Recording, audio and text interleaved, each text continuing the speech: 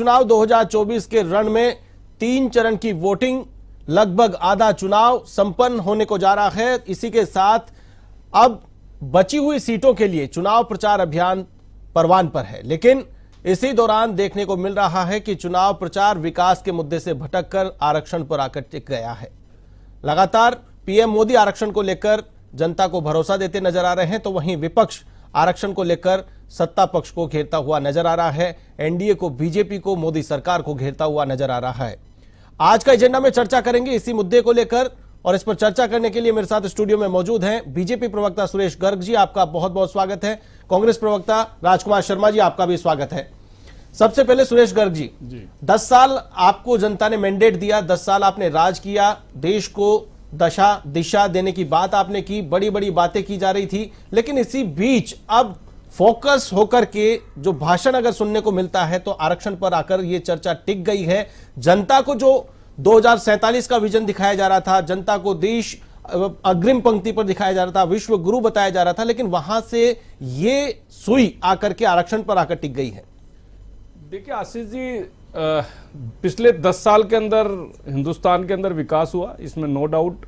आपने देखा होगा कि 10वीं अर्थव्यवस्था से 5वीं व्यवस्था अगर भारत बनी है तो मोदी जी के कार्यकाल में बनी है। आपने देखा होगा कि अगर मान लो गरीब महिलाओं को शौचालय मिले तो वो मोदी जी के कार्यकाल में मिले। आपने देखा होगा उज्ज्वला कनेक्शन के अंदर अगर 11 करोड़ कनेक्शन दिए तो वो मोदी जी के कार्यकाल में देखा। आपने देखा होगा ऑल इंडिया मेडिकल इंस्टीट्यूट बने हैं, 7 से 14 16 हुए हैं तो वो मोदी जी के कार्यकाल में हुआ। अगर रोड का इंफ्रास्ट्रक्चर डेवलपमेंट हुआ तो मोदी जी के कार्यकाल में हुआ है, चाहे रेलवे का डेवलपमेंट हो, चाहे वंदे भारत ट्रेन हो। तो इस तरह से पिछले 10 साल के अंदर न जाने कितने विकास के काम हुए हैं और हिंदुस्तान कहां से कहां पहुंच गया है। आपने देखा होगा कि 2014 से पहले मात्र 16 लाख करोड़ रुपए का हिंदुस्तान का बजट होता था, आज वो 48 लाख करोड़ रुपए का बजट है। तो आप उससे कंपैरिजन कर लीजिए। आज जीएसटी का कलेक्शन 21-22 लाख करोड़ रुपए के लगभग के सालाना, और इनकम टैक्स का कलेक्शन आज 19-20 लाख करोड़ का है, जो इनका बजट होता था उससे ज्यादा। तो ये है विकास। अब रही आप कह रहे हो कि साहब आरक्षण, तो आरक्षण पे तो देखिए इनका जो घोषणा पत्र उसमें कह रहे हैं कि साहब हिंदुओं का आरक्षण छीन के हम मुसलमानों को देंगे। तो उस पे आप बता दीजिए कि आरक्षण के मुद्दे पे कौन बात कर रहा है। ये बार बार राहुल गांधी जी, आज लालू यादव जो कि चारा घोटाले के अंदर सजा याफ्ता है, जेल जा चुके हैं, जो इनके इंडिया अलायंस के पार्टनर है, वो खुद बोल रहे हैं कि साहब हिंदुओं का आरक्षण छीन के मुसलमानों को देना चाहिए। आज लालू यादव जी का खुद का स्टेटमेंट है। तो ये लोग आरक्षण के नाम से जो हिंदुओं को जो धर्म के आधार पर ये आरक्षण बांटने की कोशिश करते हैं, जिस तरीके से आंध्र प्रदेश और तेलंगाना के अंदर इन्होंने मुसलमानों को आरक्षण दिए थे, एससी और ओबीसी का आरक्षण छीन के मुसलमानों को आरक्षण दिया था, तो वो काम तो ये लोग कर रहे हैं। फिर दूसरा, खुद राहुल गांधी जी ने बोला है कि साहब हम संपत्तियों का जांच कराएंगे। अरे भाई, हिंदू पैसा कमाता है, अपनी अर्जित करता है, वो क्यों फ्यूचर के लिए कि अपने बच्चों के लिए करता रही है। क्या कहते हैं कि साहब हम तो उसमें 55% टैक्स लगा के सरकार को देंगे, और किसको बांटेंगे? जो अल्पसंख्यक के मुसलमानों को बांटेंगे। तो वो स्थिति आज इन्होंने कर दी है। तो वो सब चीजें जनता के बीच में तो बताना होगा नहीं कि भाई क्या कांग्रेस का क्या एजेंडा चल रहा है, क्या छुपा हुआ एजेंडा है। ये बाहर से पाकिस्तान में आप देख लीजिए, कांग्रेस की गुणगान गा रहे हैं पाकिस्तान के, वहां पे फसाद जी है, वो वीडियो वायरल कर रहे हैं कि साहब हिंदुस्तान में कमजोर सरकार होनी चाहिए। क्यों होनी चाहिए? क्योंकि अगर मोदी जी की सरकार होगी तो वो मजबूत सरकार होगी, वहां पे आतंकवादियों को घर में जाके मारने वाली सरकार होगी। हमने सर्जिकल स्ट्राइक भी की है, एयर स्ट्राइक भी की है, और घर में घुस के आतंकवादियों को मारा है। आप देख लीजिए 2014 के बाद में न तो कश्मीर के पत्थरबाजी हुई है, न किसी हिंदुस्तान के अंदर अगर कोई घटना हुई हो आतंकवादियों की, वो बता दीजिए। तो ये सब चीजें जनता को पता है। ये विजन मोदी जी का है कि विकसित भारत हमको बनाना है। तो ये चीजें करते हुए जनता को विश्वास है, मोदी जी जो है जो बोलते हैं वो करते हैं, और उसी के हिसाब से आज हिंदुस्तान की जनता, मतदाता भारतीय जनता पार्टी के पक्ष में मतदान कर रहा है। बिल्कुल, वो मान लेते हैं आपकी बात, लेकिन बार बार हर सभा में जाकर के आरक्षण को लेकर के एक गारंटी देनी पड़ रही है, जबकि आप लोगों की गारंटियां थी, वो विकास की बातें कर रहे थे, लेकिन अब हर सभा में जाकर के ये आश्वासन देना पड़ रहा है। तो क्या आपको इस बात का डर लग रहा है कि जो विपक्ष ने मुद्दा बनाया है वो मुद्दा कहीं ना कहीं आपको हिट कर रहा है? नहीं, हिट नहीं कर रहा। आज हम जनता को ये बताना पड़ रहा है कि भाई ये बार बार कह रहे हैं कि हम हिंदुओं का आरक्षण छीन के मुसलमानों को दे देंगे। अब बता दीजिए अगर इन्होंने कोई खंडन किया हो कि नहीं हम मुसलमानों को नहीं देंगे। इन्होंने एक बार भी खंडन नहीं किया।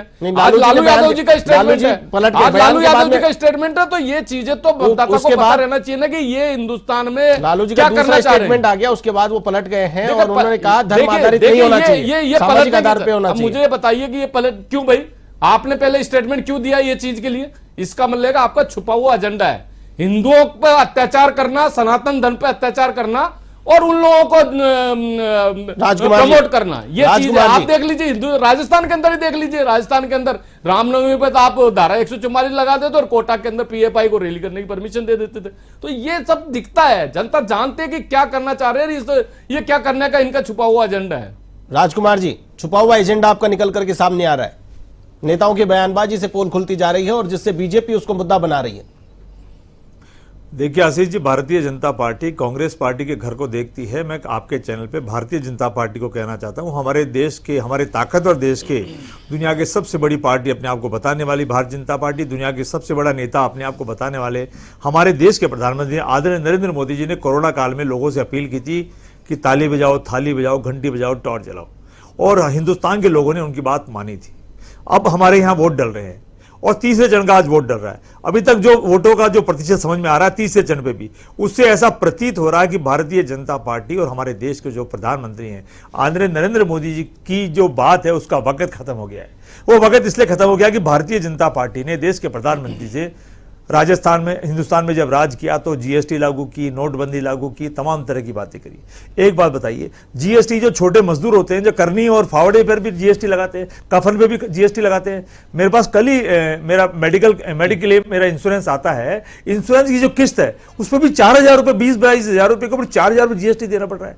तो भारतीय जनता पार्टी देश के प्रधानमंत्री पहले भी लग रहा था, वो तो पहले भी सर्विस टैक्स जीएसटी पहले नहीं लग रहा था। देश के प्रधानमंत्री बार-बार कहते हैं, अभी देश के प्रधानमंत्री ने सभा में कहा, आशीष जी देश के प्रधानमंत्री ने कहा कि कर्नाटक के अंदर एक छोटा व्यापारी बैठा बैठा हनुमान चालीसा कर रहा था और उसके ऊपर अटैक कर दिया। भारत के प्रधानमंत्री को इतनी फुर्सत है क्या कि छोटे व्यापारियों को सुध ले? भारतीय जनता पार्टी से देश से प्रधानमंत्री पूछना चाहता हूं मैं कि छोटे व्यापारियों का सुध ली गया? जीएसटी से आत्महत्या कर रहे हैं, किसान आत्महत्या कर रहे हैं, नौजवान आत्महत्या कर रहे हैं। आप बेरोजगारों की बात करते थे, आप 2 करोड़ लोगों को रोजगार प्रतिबंध देने की बात कर रहे थे, आप किसानों की आय दुगनी करने की बात कर रहे थे। हिंदू का हनुमान चालीसा पढ़ रहा हूं, मैं बोलूं मित्र, आप बता दीजिए। मैं बोलूं जब आप बोल लीजिएगा, क्यों झूठ जब आप बोले थे मैंने बोला, झूठ बोल रहे हो? ये जब मैं बोला था आप बोले थे मैंने बोला, आप आशीष जी उसके बाद आते हैं मंगलसूत्र के ऊपर, लेकिन आप झूठ, फिर ये कहते हैं राम रहीम की बात करते हैं, फिर ये कहते हैं आरक्षण की बात करते हैं। वहां मंगलसूत्र पे बैन ये लगाते हैं और राजस्थान की सरकार अपराधियों के साथ मिलकर मंगलसूत्र तोड़वा रही है महिलाओं के, मां बहन बेटियों की। हो क्या रहा है इस हिंदुस्तान में? और हो क्या रहा है तो राजस्थान की जनता ने, हिंदुस्तान की जनता ने तय कर लिया। राजस्थान में भी आपने देखा 2 चरणों के अंदर जो वोट प्रतिशत आया वो बिल्कुल डे बाय डे गिरता गया और पूरे देश में भी गिरता जा रहा है। अभी मैं देख के आ रहा था कि गुजरात जो इनका गढ़ माना जाता है, जहां से गृह मंत्री और अमित शाह जी आते हैं, देश के प्रधानमंत्री आते हैं, वहां भी वोट प्रतिशत गिर रहा है। तो हो क्या रहा है? हिंदुस्तान की जनता समझ गई है कि इनके आगे बोलेंगे तो ये इनके पास बहुत सारी एजेंसियां हैं, ये अंदर करवा देंगे। अपने तो बोलो मत, अपने तो खटका दबा के आ जाओ। और खटका दबाने का काम हिंदुस्तान की जनता इस बार कर रही है। भारतीय जनता पार्टी का 2024 के अंदर घमंड टूटेगा और आपके चैनल पे कह रहा हूं परिणाम अप्रत्याशित आएंगे। सुरेश जी, देख करके भारतीय जनता चुनाव पार्टी परिणाम अप्रत्याशित टूटने वाला आपका? देखिए, हम अपील करते हैं मतदाताओं से कि ज्यादा से ज्यादा मतदान करें। आपने बहुत अपील करी, असर नहीं हो रहा है। लेकिन कांग्रेस का एजेंडा क्या है कि मतदाता मत डालने नहीं जाएं। देखिए आप इनका एजेंडा देखिए कि मतदाता मतदान डालने नहीं जाए। वो अपील नहीं कर रहे, ये कह रहे हैं कि मतदाता घर से नहीं निकले। ये इससे पता लगता है कि इनका क्या छुपा हुआ एजेंडा है। इनका मकसद सिर्फ एक ही है, एक ही मकसद है कि हिंदुओं का आरक्षण छीन के मुसलमानों को देना। ये सिर्फ एक ही एजेंडा है और उस एजेंडे को आज यहां पे प्रवक्ता ने भी साबित कर दिया कि साहब वहां पर अपील करने के बावजूद नहीं जा रहे। तो अरे भाई आप भी अपील करिए कि मतदाता ज्यादा से ज्यादा आइए, वोट करिए, लगातार अपील करिए, मजबूत करिए। भारतीय जनता पार्टी नहीं करेंगे, ये नहीं करेंगे। अपील का असर खत्म हो गया। से कोई मैंने क्या कहा कि प्रधानमंत्री ने अपील की थी, ताली बजाओ, थाली बजाओ, घंटी बजाओ, टॉर्च जलाओ, तो देशवासियों ने उनकी बात मानी थी। लेकिन अब नहीं बात मान रहे हैं, अब नहीं बात मान रहे लोग। वजह से लगी है। अगर आप होते तो पता नहीं हिंदुस्तान के अंदर क्या हाहाकार मच जाता। ये तो मोदी जी थे कि समय पे आपने कोरोना की किट तैयार कर ली थी, नहीं तो आपने तो और भी टीके तैयार किए थे, सालों लग गए थे। यहाँ 6 महीने रिपोर्ट भी आ चुकी है, रिपोर्ट टेलीविजन पे मत बोलो, टीकों की रिपोर्ट भी आ चुकी है। एक व्यक्ति को, टीकों की रिपोर्ट भी आ चुकी है, एक व्यक्ति को ये भी बनाया गया। अब देखिए आशीष जी देखिए कैसे कैसे लोग, टीकों का भी परिणाम सामने है, इन्होंने अखबारों ने बताया है, कोरोना के अंदर अखबारों में आया है कि साहब इसके परिणाम ऐसे आ रहे हैं, जबकि 1 लाख में से एक व्यक्ति के ऊपर परिणाम होगा, लेकिन उस पर भी झूठ फैला रहे। देखिए इनका झूठा समाचार पत्रों में छुपा हुआ एजेंडा, समाचार पत्रों में है, इसमें जांच से पर्चा नहीं छपाया करके हिंदुस्तान के खिलाफ वहां से भड़काऊ भाषण देते हैं। ये पाकिस्तान में फसाद से जाके उल्टे सीधे सबका साथ विकास, सबका विकास समझ में आता है कि इनका एजेंडा क्या है। ये हिंदुस्तान के खिलाफ लोग हैं, परिवारवाद के अलावा कुछ नहीं है। ये स्थिति है आशीष जी। इसलिए जनता इनको नकार चुकी है, जनता इनको नकार चुकी है। बताइए अब क्या इनका क्या इलाज हो सकता है? जो आदमी ये कह रहा है कि साहब कोरोना के, अरे भाई 1 लाख में से एक व्यक्ति को हुआ, दूसरा ये कह रहा है कि वोट डालने नहीं जाए। अरे मतदाता है, मतदाता को हम रिक्वेस्ट करते हैं कि भाई ज्यादा से ज्यादा मतदान करो। ये कांग्रेस वाले बोलो कह रहे कि नहीं साहब मतदाता को बाहर ही नहीं निकलना चाहिए। ये स्थिति है, बताइए आशीष जी। बिल्कुल राजकुमार जी, जिस प्रकार से मान लिया प्रधानमंत्री मोदी ने भी आरक्षण को लेकर के बातचीत की है, बात सिर्फ ये है इस देश में जिस दिशा में ये देश जाना चाहिए, संविधान को लेकर के बातचीत की गई कि संविधान बदल देंगे। संविधान 400 सीटें इसलिए चाहिए कि इनको संविधान बदलना है। तो क्या ये मुमकिन है कि संविधान को बदल पाएंगे? छेड़छाड़ कर सकते हैं? आशीष जी, ये तमाम बातें भारतीय जनता पार्टी के जो सांसद हैं उन्होंने ही कही है, टेलीविजनों पे आकर के, अखबारों में आकर के। देश की जनता को इन्होंने भरगलाया है, देश की विपक्षी पार्टियों को इन्होंने उकसाने का प्रयास किया है, और विपक्षी पार्टियों ने एकजुट होकर के कहा कि इस देश का संविधान मत बदलो, इस देश में हिंदू, मुस्लिम, सिख, ईसाई, जैन, बौद्ध धर्म सब सुख शांति से रहते, सारे राज्यों को सुख शांति से रहने दो, गरीब अमीर की खाइए उसको बांटने दो। इनके नेताओं ने कह दिया, फिर प्रधानमंत्री ने मंच से कह दिया, चुनावी रैलियों में कह दिया, कम से कम दर्जनों रैलियों में उन्होंने कहा आरक्षण से कोई छेड़छाड़ नहीं होगी, जब तक मैं जिंदा हूं तब तक आरक्षण से कोई छेड़छाड़ नहीं होगी। इनका हक कोई नहीं छीन सकता है। फिर इस बात को क्यों नहीं माना जा रहा है? क्या एक्शन किया उन सांसदों पे जिन्होंने शगुफा छोड़ा? वो भारतीय जनता पार्टी के सांसद थे, भारतीय जनता पार्टी के सांसदों के ऊपर भारतीय जनता पार्टी ने क्या शगुफा छोड़ा कि मेरे देश में लालू के खिलाफ आरक्षण लिया? क्या कर्नाटक और आपके जो वहां पे जो हिंदुओं के खिलाफ टिकट काट के बेटे को दे दिया, डीसी कुमार का टिकट काट के बेटे को टिकट दे दिया, तो आपने क्या एक्शन लिया बता दीजिए? ये परिवारवाद कर रहे हो, सनातन धर्म का विरोध किया, आपने क्या एक्शन लिया बता दीजिए? कोई एक्शन लिया हो तो बता दीजिए। नहीं लेंगे, परिवारवाद नहीं लेंगे, क्योंकि आपको तो सिर्फ एक वर्ग विशेष से प्यार है। नहीं लेंगे, आपको तो सिर्फ एक वर्ग विशेष से प्यार है कि उनका वोट मिल जाए, हमको और किसी से कोई लेना देना नहीं है। ये आपकी मानसिकता हो चुकी है। चर्चा की कि इन लोगों ने आरक्षण की बातचीत को छेड़ा, लेकिन आपके नेताओं ने भी बयान दिए जिसके कारण यह माहौल गरमाया।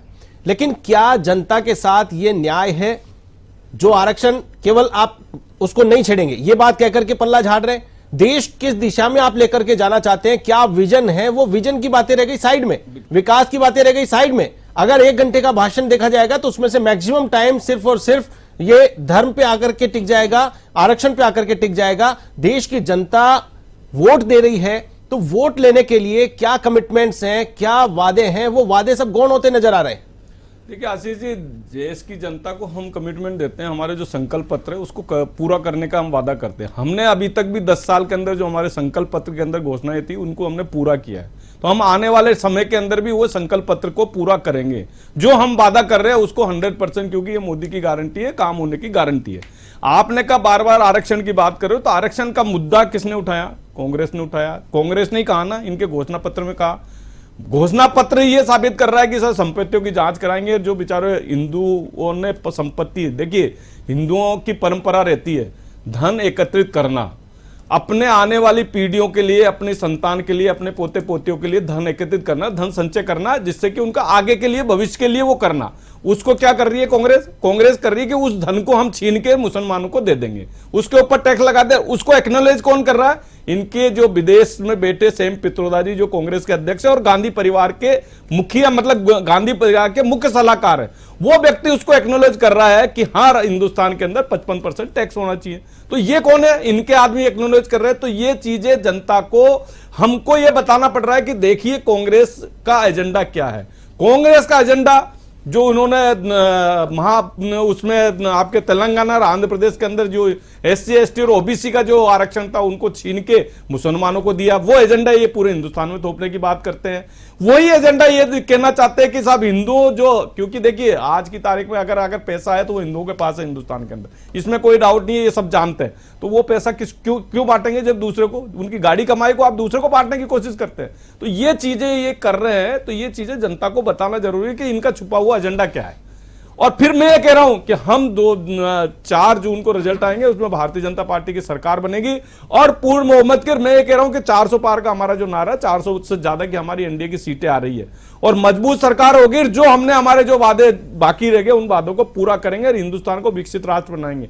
फर्स्ट 3 पूरे विश्व के अंदर फर्स्ट 3 हिंदुस्तान होगा और विकसित राष्ट्र होगा। किसी की आंख उठा के देखने की हिमायत नहीं होगी। आज पाकिस्तान की स्थिति देख लीजिए, कटोरा मांग रहा है, भीख मांग रहा है, आटे के लाले पड़ रहे हैं। ये स्थिति कर दी 2014 के बाद में मोदी जी के आने। पहले क्या होता था, वहां से कभी भी आए दिन आतंकवादियों की घटना हो जाती था। अब हिम्मत नहीं होती, अगर किसी ने आग उठा के देख ली तो उसको घर में जाके मारा जाता है। आपने देख लिया होगा कि कल परसों की एक घटना हुई थी, वहां पे आज 3 आतंकवादी मारे गए। ये है रिजल्ट। इनके यहां तो ढूंढते रहते थे, तो सेना इंतजार करती रहती थी कि वहां से दिल्ली से कोई हमारे को परमिशन मिले, लेकिन दिल्ली से परमिशन नहीं मिलती थी। आज हमने सेना को मजबूत किया, सेना को डिफेंस में मजबूत किया। आज डिफेंस में हम एक्सपोर्ट करने के अंदर सक्षम हुए। आप आज हिंदुस्तान एक्सपोर्ट करने के लिए डिफेंस में हथियार एक्सपोर्ट कर रहा है। इससे ज्यादा खुशी की क्या बात हो सकती है। पहले तो ये भ्रष्टाचार में, पहले इंपोर्ट में ये विश्वास करते थे, हमने इंपोर्ट कम करके एक्सपोर्ट में विश्वास किया, क्योंकि इनको इंपोर्ट करने पे कमीशन मिलता था। वो सब चीजें बंद हो गई, तो इनको दर्द हो रहा है कि आज हिंदुस्तान का पैसा हिंदुस्तान के अंदर है, तो इनको उस पर भी परेशानी हो रही है। आज इतना कलेक्शन आ रहा है, जीएसटी का कलेक्शन आ रहा है या इनकम टैक्स का कलेक्शन आ रहा है, तो ये मजबूत हो रहा है। राजकुमार जी, एक्सपोर्ट कर रहे हैं, आपको आपत्ति हो रही है, इंपोर्ट कर रहे थे तो आपको कोई आपत्ति नहीं हो रही थी, जैसा सुरेश जी कह रहे कमीशन खाते थे नहीं, कमीशन का आरोप लग रहा है, क्या कहेंगे? मैंने क्या कहा अभी आशीष जी कि भारतीय जनता पार्टी इस 2024 के लोकसभा चुनाव के अंदर मुद्दों से भटकाने का लगातार काम कर रही है। तीसरा चरण अभी आज चल रहा है, उस तक जो पहले चरण में तो फिर भी थोड़ी बहुत बात करने लगे देश की, उसके बाद तो ये मुद्दों से डे बाय डे भटकते रहे। हिंदुस्तान की जनता बार बार प्रधानमंत्री से अपील कर रही है कि मुद्दों पे बात करिए, महंगाई पे बात करिए, बेरोजगारी पे बात करिए, किसान पे बात करिए, जवान पे बात करिए, पहलवान पे बात करिए, जीएसटी पे बात करिए, नोटबंदी पे बात करिए, 15 लाख पे बात करिए, अच्छे दिन पे बात करिए। लेकिन भारतीय जनता पार्टी बात करना नहीं चाहती है। मुद्दों को हटा करके आरक्षण, आरबीआई का डाटा है पिछले 8 साल के नौकरी मिली है, मैं बोल लूं, आपको उन चीजों में है, जनता को तो पता है ये चीजें, मैं बोल लूं, जनता को तो पता है ये सब चीजें। एक बार राजकुमार जी को बोलने जी, बोलिए जी। तो उन मुद्दों से हटा करके ये कहते हैं मंगलसूत्र की बात करते हैं। कांग्रेस पार्टी को सुबह से लेकर शाम तक पानी पी पी कर कोसने का काम करते हैं। रात को गुड नाइट के रूप में राहुल गांधी का नाम लेते हैं और दिन में कहीं मौका लगता है तो हिंदू मुसलमान का नाम लेते हैं, आरक्षण का नाम लेते हैं, न्याय पत्र का नाम लेते हैं। देश की जनता आपसे ये तमाम बातें पूछने के लिए नहीं करी है। आशीष जी, अभी 2 दिन पहले राजस्थान के लोकप्रिय मुख्यमंत्री आदरणीय भजनलाल जी दिल्ली में भाषण दे रहे थे। आप पार्टी के लोगों को तोड़ने का प्रयास कर रहे थे, भारतीय जनता पार्टी की तरफ रुझाने का प्रयास कर रहे थे और कांग्रेस के कपड़े फाड़ रहे थे। अरे आदरणीय मुख्यमंत्री जी, वहां दिल्ली में आप पार्टी की सरकार है, वहां सांसद उनके आपके हैं, वहां कांग्रेस के कपड़े फाड़ने से क्या मिलेगा आपको? लेकिन रटी रटाई बातें हैं। कांग्रेस का प्रवक्ता हो, कांग्रेस का मुख्यमंत्री हो, कांग्रेस का भारतीय जनता पार्टी का नेता हो, तमाम इन भारतीय जनता पार्टी के नेताओं की रटी रटाई बातें हैं। जितना जा सकते हो कांग्रेस पार्टी को, सुरेश जी, गांव हो, ढाणी हो, शहर हो, कांग्रेस पार्टी को कोसने का। मुझे तो कांग्रेस के प्रवक्ता बाजी आ रही है कि इन्होंने दिल्ली में तो हार स्वीकार कर ली कि इनको एक भी सीट है दिल्ली के अंदर नहीं। मैं कह रहा हूं वहां तो आपकी सरकार है, तो ये तो कपड़े फाड़े नहीं जा रहे आप और कांग्रेस चुनाव लड़ रहे नहीं लड़ रहे, ये भूल गए। आप भाषण राजस्थान में दे रहा हूँ, गुजरात में दे रहा हूँ, हरियाणा में दे रहा हूँ, दिल्ली में दे रहा हूँ। आप तो ये आप वहां पर पार्टनर बन के चुनाव लड़ रहे हैं, चुनाव लड़ रहे नहीं लड़ रहे वहां पे, आप चुनाव लड़ रहे, आप पार्टी ज्यादा फाउल लड़ रहे, तो फिर आप ये आपको तो घोषणा हमको गालियां मत दो, केवल आम आदमी पार्टी निकाल दिया। कांग्रेस पार्टी के कपड़े फाड़ने से देश का विकास नहीं होगा। तो आपने हार स्वीकार कर ली। हिंदुस्तान की जनता जितना कांग्रेस को छेड़ेंगे, दिल्ली के अंदर तो हार स्वीकार कर ली कि हमारी एक भी सीट जितना हिंदू मुसलमान के मुद्दे को कह रहे हैं वहां पे जितना धर्म के मुद्दे को छोड़ेंगे, अब बताओ आप क्या करें? आपसे उतनी दूर होती जाएगी। हिंदुस्तान की जनता समझदार है, पढ़ी लिखी है, वो जानती है कब धर्म की बात करनी है, कब जाति की बात करनी है, कब राज्यों की बात करनी है, गरीब अमीर की बात कब करनी है, कब किसी राज्य की बात करनी है, कब जीएसटी की बात करनी है, कब नोटबंदी की बात करनी है। वो बातें तो आपको आती नहीं है। और सिर्फ एक भाषण, आशीष जी कोई इनका भाषण उठा के देख लो, सारे भाषणों में 24 घंटे के अंदर कांग्रेस कांग्रेस कांग्रेस। तो वो तो आपके नेताओं में भी मोदी मोदी मिलेगा, बीजेपी मिलेगी, और कौन मिलेगा? आरोप प्रत्यारोप का तो 10 साल से हिंदुस्तान को आगे ले जा रहे हैं। हाँ, लिया और खुद देख रहे हैं, देख लो ना, पूरे हिंदुस्तान के पॉलिटिशियन कह रहे हैं, राजस्थान के पूर्व मुख्यमंत्री अशोक गहलोत भी कह रहे हैं कि भारतीय जनता पार्टी देश को किस दिशा में ले जाना चाहती है, ये चिंता का विषय है। लेकिन आप कह रहे हैं कि दिल्ली में आम आदमी पार्टी की सरकार है, आम आदमी की पार्टी को कोसना चाहिए, कांग्रेस कांग्रेस को नहीं कोसना आज चाहिए। गार तो कर ली अगर आपका अलायंस है, आपके साथ में आप गए हैं, तो उसकी खूबियों का बेनिफिट उठा रहे हैं। जिन सीटों पर आम आदमी चुनाव नहीं लड़ रही है, कांग्रेस चुनाव लड़ रही है, वहां आप फायदा उठा रहे हैं, तो उनका जो ड्रॉबैक है उसका भी तो आपको जिम्मेदारी लेनी पड़ेगी। मैंने क्या कहा? मैंने ये कहा कि इनका जुमला सेट है, इनके जुमला सेट है। हो सकता है रात को सपनों में भी कांग्रेस का नाम लेते हो, हो सकता है रात को सपनों में भी कांग्रेस का नाम लेते हो। ये हो गया भारतीय जनता पार्टी के नेता हो। आशीष जी एक बार और देखो, ये एक बार एक तरफ ये कहते हैं कि हम तो 400 पार आ रहे हैं। अरे भाई 400 पार आ रहे हो तो फिर बौखला क्यों रहे हो? फिर मुद्दों से क्यों भटक रहे हो? मुद्दों से मत भटकिए। और हम चाहते हैं हमारे देश के प्रधानमंत्री लेवल का भाषण, बिल्कुल गृहमंत्री लेवल का भाषण, देश का प्रधानमंत्री बिल्कुल नीचे तक आ गए।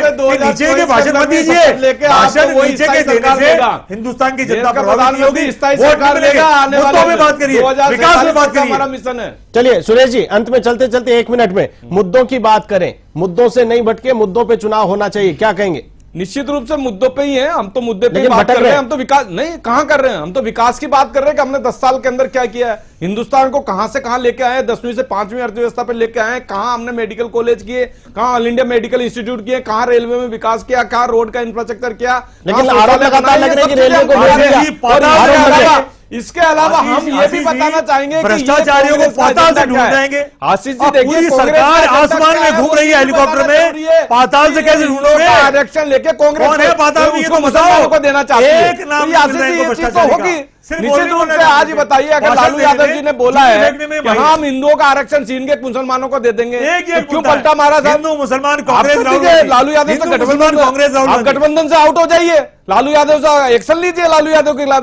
लेकिन ये चारा घोटाले वाले के साथ में क्यों अलग होंगे? क्योंकि तो भ्रष्टाचारी लोग हैं साहब। इनके नेता ने खुद ने बोला 1 रुपए चल के 85 में चले गए ढूंढने के लिए। तो ये चीज है तो साहब, जमानत पे तो है। राजकुमार जी, राहुल गांधी जी जमानत पे है, तो क्या चाहते हैं?